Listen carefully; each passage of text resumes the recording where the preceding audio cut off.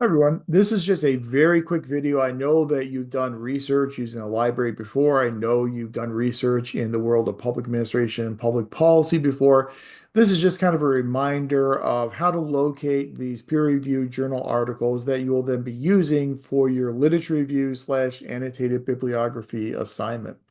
So again, a lot of this is very common ground for you. You've been there and done it before, but just kind of as a reminder, when you are pulling these articles that you're going to use in your literature review slash annotated bibliography assignment, you are going to pull these articles from peer-reviewed scholarly journals. And we know that peer review is an important process for making sure that the articles, the research that we are using, that research is valid research, that it has been vetted by experts and professionals in the field. It's important that it is very much peer reviewed. Peer-reviewed scholarly journals will use a double-blind refereed process. Typically, the way in which the process works is that an author will submit a manuscript. The editor will receive that manuscript. Whenever they receive that manuscript, they'll give it an initial review to kind of make sure it fits within the parameters and the mission of the journal. If so, then they will send that manuscript off to a panel of reviewers, typically 3 to 5 reviewers.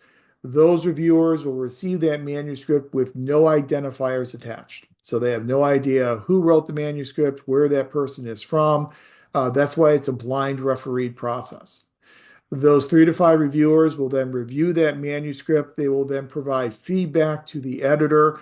Along with their comments, they will also then usually provide one of 3 possible decisions. The first decision is to publish it as is. That's very rare and hardly ever occurs. I've been at this for 29 years, and that's happened to me all of one time. So it's a very unusual situation. The much more likely decision that they will recommend is what's called revise and resubmit. Revise and resubmit the editor will then send the comments back to the author and will say, here are the recommended revisions from the board of reviewers. And then it's up to that author to determine whether or not they agree with those comments enough to go and revise the manuscript. Sometimes the revisions are very minor. Sometimes they're much more major. And so there could be revisions saying, we think you should use a different statistical approach. And so instead of using a binary logistic regression, you should have used path analysis or something like that. Or they may say, we think that you omitted some important variables. So we would like for you to go back and redo your analysis, collecting information on these additional variables. So that would be a much more significant revision. And so authors need to determine whether or not they agree with those comments first. And then secondly, do they want to put forth the time and the effort to make those very weighty types of revisions? If so, then the author will make those revisions to the manuscript. That manuscript will then get sent back. The editor will then send that revised manuscript back to those original reviewers. They'll review it and then provide a decision. The third decision that they can provide is a reject. Articles can be rejected if they are of low research quality. They can be rejected if they don't match the mission and the parameters of the journal. That's something that can happen, but by far the most common decision is revise and resubmit. The revise and resubmit process is an iterative process. And so those manuscripts may go through 3, 4, 5, 6 revisions before they're ever actually published in the journal. So that's why peer review is so important. So make sure when you're pulling your articles, you're pulling them from scholarly peer-reviewed journals. Now, when you are searching for these journal articles, you'll probably start your search at the library website in OneSearch. And OneSearch does have a filter that will allow you to filter down the results to include only peer-reviewed journals.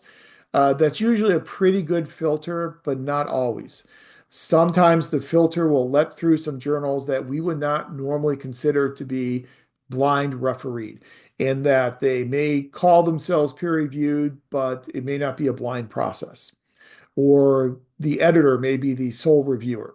So you are kind of want to be a little bit careful about that. If you want to be sure that a journal is peer reviewed, you can go directly to the publisher's website.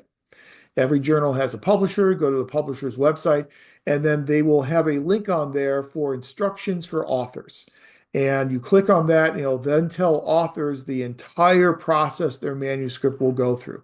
And again, you are looking for a blind referee process where you have a panel of reviewers of at least 3 to 5 that will give you a peer-reviewed journal. Another way in which you can determine the relative quality of a journal is by using what's known as the impact factor. And I have a link on here that when you look at these slides, you can go and click on that link. I won't do it right here in this video, but it'll take you to one organization's listing of the different impact factors for journals. Basically, what an impact factor is it will measure over a period of time, so maybe over the last 2 years. It will look at all the articles that were published in that journal, and it'll look at the number of times each of those articles has been referenced, cited by another author. And so it will take the average number of times an article has been referenced, an article has been cited by an outside author, and then that will give you the impact factor. So if the journal has an impact factor of 2.5, it means that the average article over the past 2 years has been referenced an average of 2.5 times by people outside of the journal. So the higher the impact factor, obviously, the better it is for the journal. In our field, in public administration and public policy, our impact factors are much lower than the impact factors you tend to see in the natural sciences. So for our journals, impact factors can range anywhere from zero point 0.5 up to a high of maybe 6 or 6.5. Once you get up to 6, 6.5, that's about as high as you're going to see an impact factor for a public administration, public policy journal. Because we don't have nearly as many journals in our field, as much research being done as a field like microbiology. They've got a lot more research being done. Some of their journals have impact factors of 25 or 30. That's kind of a different world. For our world, it's usually between about 0.5 and about 6 or 6.5. But you can follow those links and it'll show you some of the highest impact factors for journals in public administration.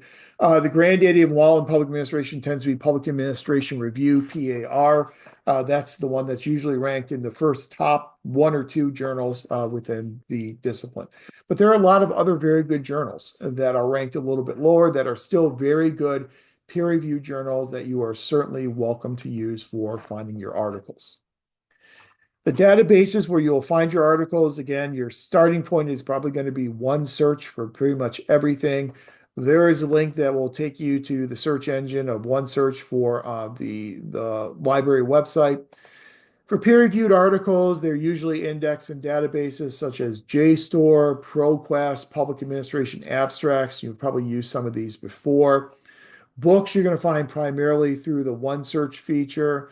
Government documents, a great place to go for that is data.gov, and a lot of these Government Accountability Office reports will be found at data.gov. Ton of statistical information there. In addition to data.gov, the Public Affairs Index also has a lot of really good statistical databases if you are looking for statistics to support your argument that this is a problem that is worth focusing on in your critical assignment. Since you've all done searches before, you're probably very familiar with a Boolean search. Boolean searches are very useful where you use those connectors such as and or. So if you want to find information on employee turnover, you would do employee and then and in capital letters and turnover. That would then give you only results that have both employee as well as turnover in the subject. So that's a Boolean search using the word and. If you want to broaden your search and you want to get articles that look at both the word employee as well as turnover, but not necessarily in conjunction with each other, you could do employee or turnover. Then it'll give you all the articles that mention employees and all the articles that mention turnover. The and Boolean search is usually the most useful for us because it allows us to limit and narrow our searches down so that we make sure that everything that the search engine is providing us with is going to include those 2 topics, employee and turnover. So that's a really nice way to limit and to narrow your search. But again, I'm sure most of you have already done this before. We do use APA formatting, as you know, in this program. And so we use APA format 7th edition, which you should have been using throughout your other courses. Just as a reminder, with APA formatting, we use paraphrasing, and so try and avoid direct quotes. The only time you're really going to be using a direct quote is if you want to use it for emphasis, but there should be very few, if any, direct quotes in any of the papers that you are doing. You should be paraphrasing information. And we use the parenthetical in-text citation. So within parentheses, after the paraphrasing, you'll have the author's last name, comma, and then the year of publication. So a very simple, straightforward in-text parenthetical citation.